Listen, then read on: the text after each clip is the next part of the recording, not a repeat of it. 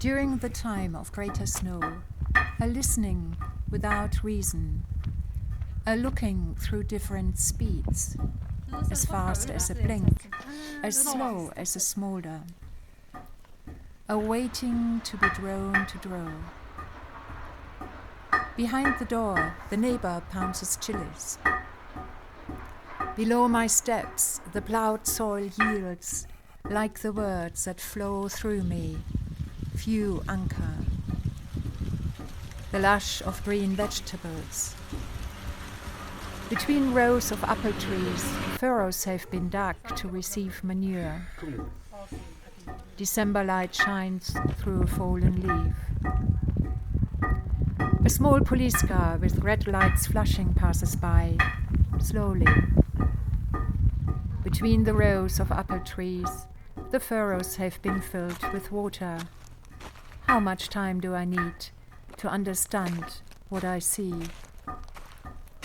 On the last day of the time of greater snow, 2 pigs will be killed. Their blood is mixed with hot rice. A bird of prey flies ahead of me. Before the adobe brickmaker's workshop, 2 tables have been set up on either side of the county road. They are laden with bags of apples. To walk through the physicality of sound, the breath of a language that cannot be captured in writing.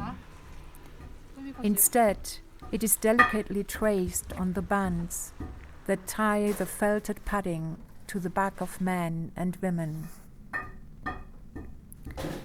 She tells us that the bands for men have 12 borders and those for women have 9. Men go to heaven and bring back 9 kinds of goods. 9 borders. Their beginnings are traced from the bottom to the top and then down again. They are traced relationally. There is none that is there before the others. They emerge together. The dancing men and the dancing women. The horseshoe. The long life. The peach flower. The roads. The bee, or is it a butterfly? She is not certain. The potted plant. At the border between heaven and earth is the plum tree, under which the ancestors of the embroiderers met. The grid is the land. 9 borders. Their beginnings are traced from the bottom to the top and then down again. There is none that is there before the others. They emerge together. The body before and the body after. On the wall of the small village shop by the Goat Bridge, a list with names printed in another language has been put up.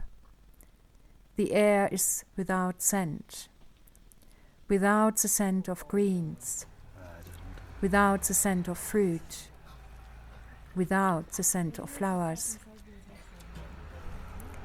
In the village where the old man lives, the path between the houses and orchards to my left and the willows along the ditch to my right has been cemented.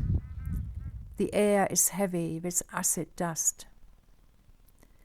There is no old man sitting on the steps of his house.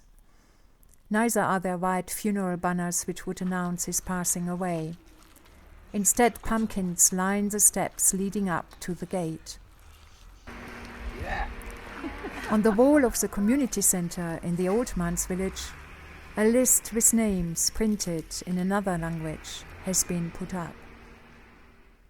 Next door, the foundations are laid for a new building.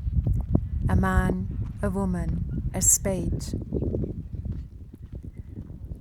Bus number 32 pulls into the terminal, the basketball court. It is 6 minutes past 3 o'clock in the afternoon on a Tuesday, December 17th. On the last day of the time of greater snow, 2 pigs will be killed. Their blood is mixed with hot rice. Men and women, knee-high deep in the fields, dig up yam. A house with no banners, neither red nor white. On the wall of the public toilet in the village, where a woman once gave me an umbrella, saying it will rain soon, a list with names printed in another language has been put up. The grass is turning from yellow-green to orange. By the graveyard, patches of it flicker like flames through the gaps between trees. A narrow ridge at the top of the mountain. On one side, a gaping abyss made by man-made extraction. On the other, a steep, grassy slope the goats used to feed on, until last year, when the goatherd became a widower. The swamp on top of the mountain, still slippery at the time of lesser snow, is now bone dry. A man breaks down rocks and loads them onto his tuk-tuk.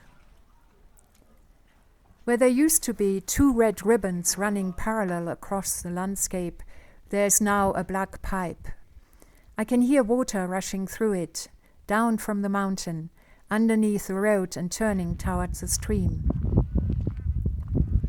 The water in the ditch between dam and road runs fast toward the mountain. How much time do I need to understand what I see?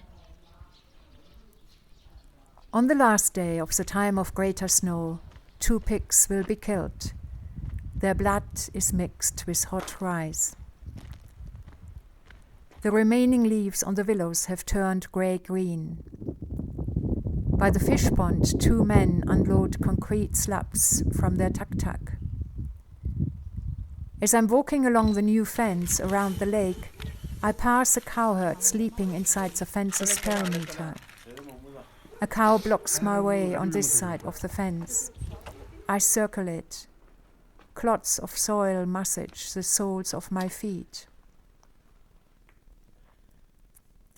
More parcels of land on the former flower ocean fields have been reclaimed by the villagers.